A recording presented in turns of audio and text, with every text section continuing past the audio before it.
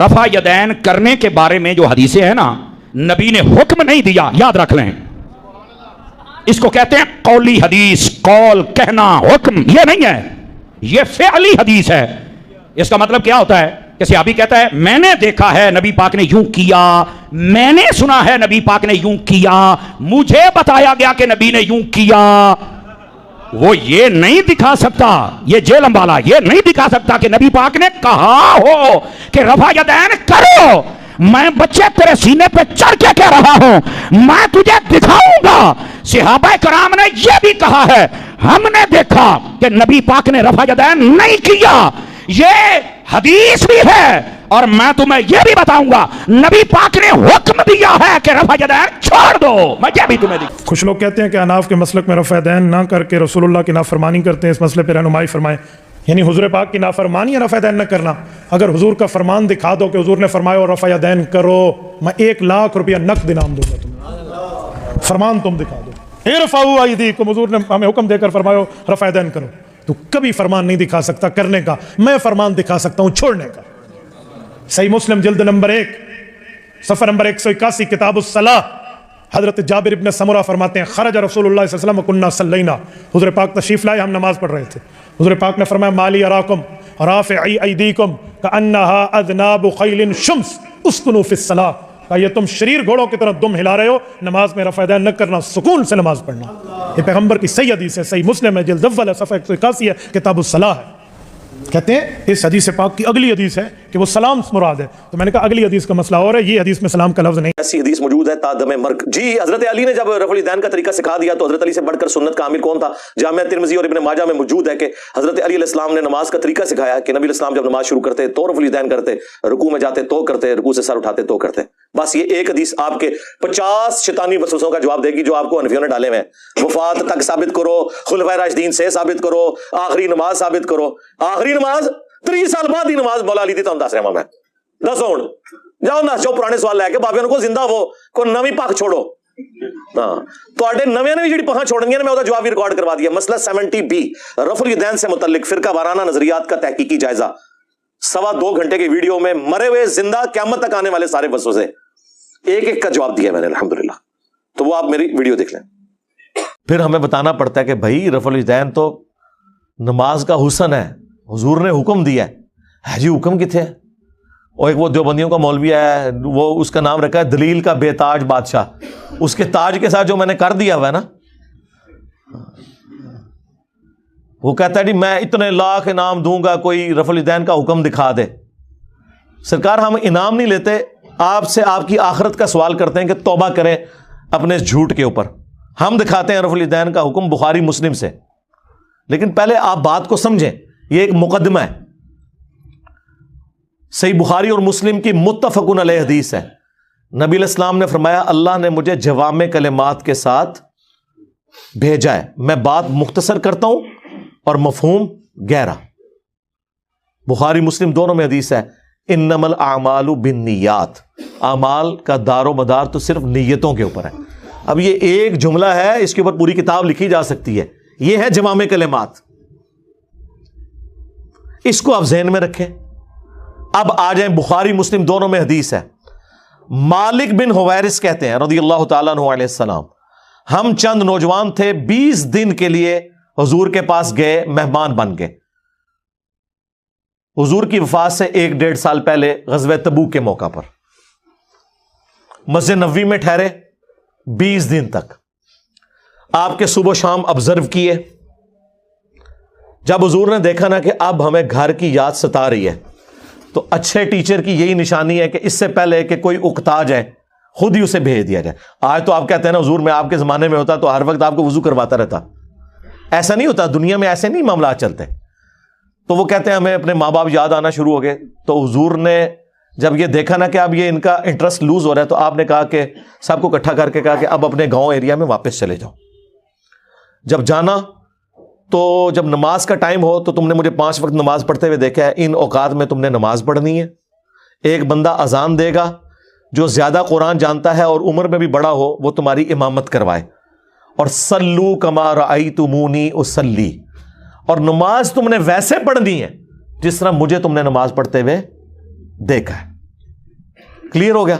یہ جملہ آپ کسی انٹرنیشنل عدالت میں بھی لے جائیں تو وہ آپ کے علماء کی جہالت کے اوپر ہنسیں گے کہ اس کے بعد رسول اللہ کو یہ کہنے کی ضرورت ہے کہ جب نماز شروع کرنا تو ہاتھ کانوں تک اٹھانا، جب رکوع میں جانا تو ہاتھ کانوں تک اٹھانا، جب رکوع سے سر اٹھانا تو ہاتھ کانوں تک اٹھانا، سبحان ربی العظیم رکوع میں پڑھنا، سبحان ربی العلیٰ سجدے میں پڑھنا، فجر کے 2 فرض پڑھنا، زور کے، یہ سارا کچھ آپ کو کہنے کی ضرورت ہے جو لوگ 20 دن سے حضور کو دیکھ رہے ہیں۔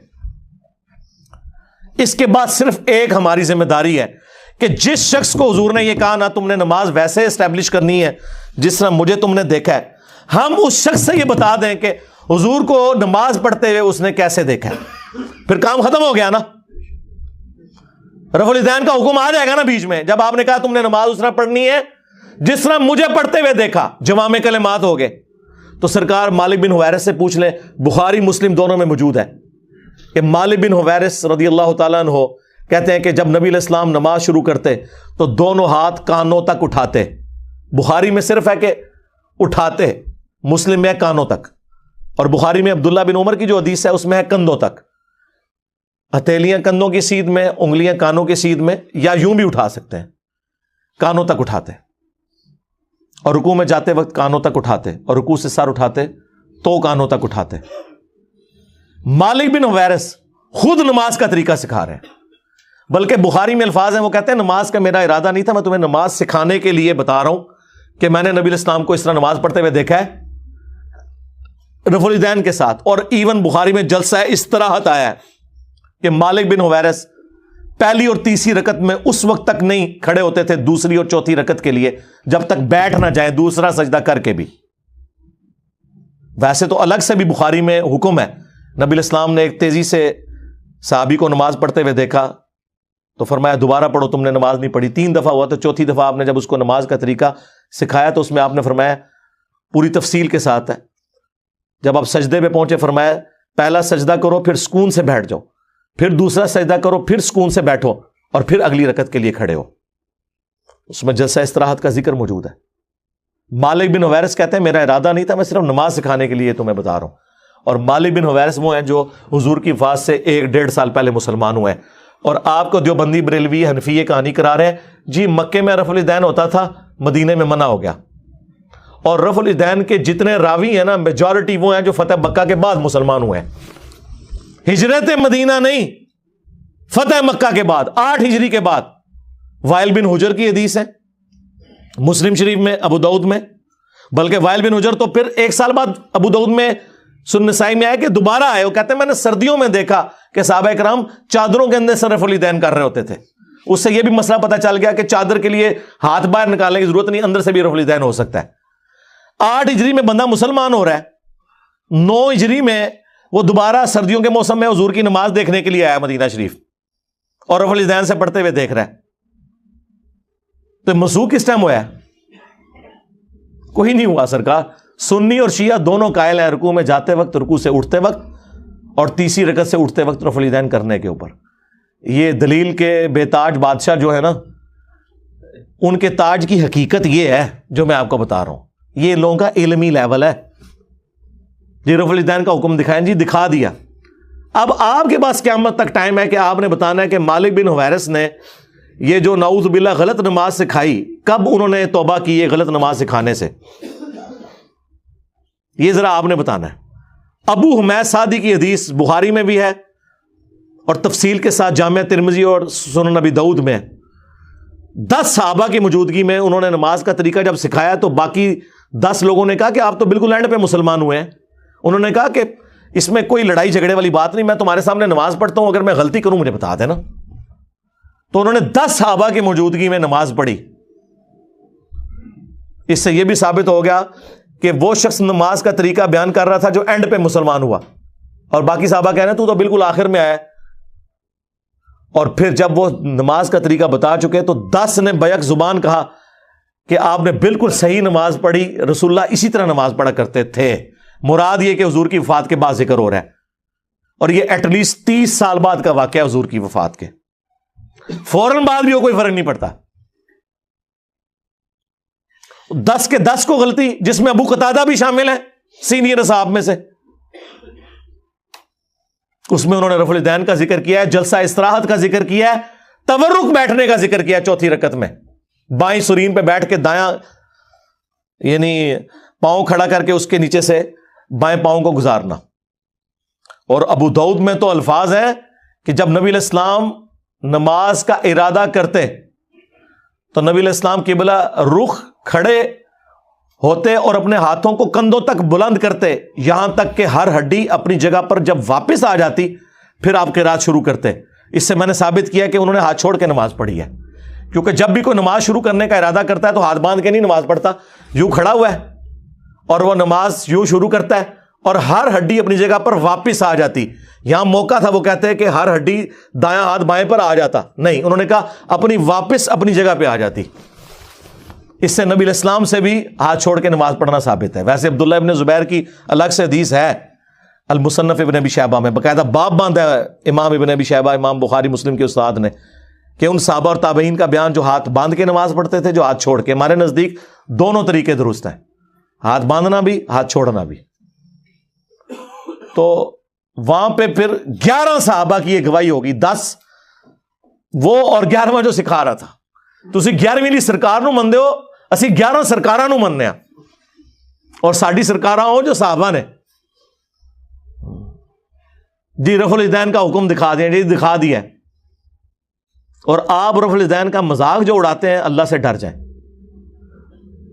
گھوڑوں کے دموں کے ساتھ اسے تشبیہ دیتے ہیں.